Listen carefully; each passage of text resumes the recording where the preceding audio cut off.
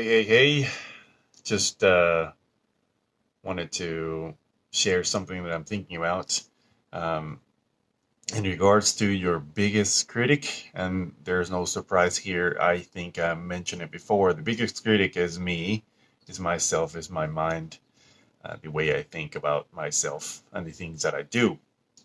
In the chapter of the book Think and Grow Rich, I believe it's called The Six Ghosts of Fear. Napoleon Hill talks about these six different ways that fear shows up and how doubt and worry build up and create all these situations that we use to sabotage our success and how to overcome that. The interesting part of that is to remember that our mind works in our favor. It's always trying to serve us.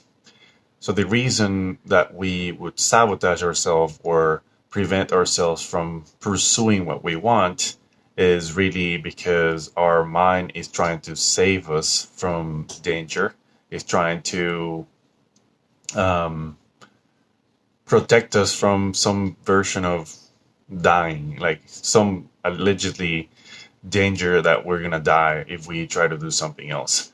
Now, if we understand that principle, we would then find the link and the connection that the only reason why our mind is trying to protect us is because have a belief or a certain worry that if we try this thing that is new, it's going to lead into us dying, in a sense. That's a very simplistic way to think about it.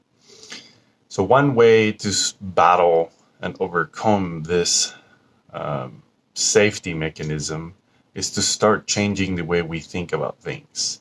Just because we have done something, we are going to do something new, it doesn't mean it's a red light. It just means it's a yellow light. I don't really know what's out there, but I also know that that most likely I won't necessarily die. There is no danger. There's no tiger that's gonna jump out and eat me.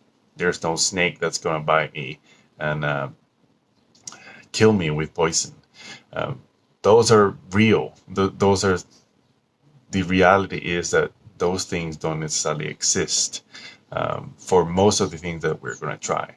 So if we start thinking differently, if we start seeing the evidence that those fears are not real, then we can start testing things out. And maybe it's not a huge step, maybe it's a tiny step. Maybe just start with the smallest step possible. If you want to go to the gym for 90 days in a row, what if you start with the idea of just putting your sportswear on, and that's it.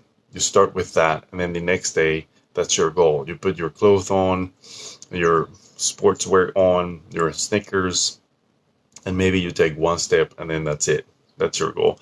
And then as you continue, you'll notice that you start adding more and more to it.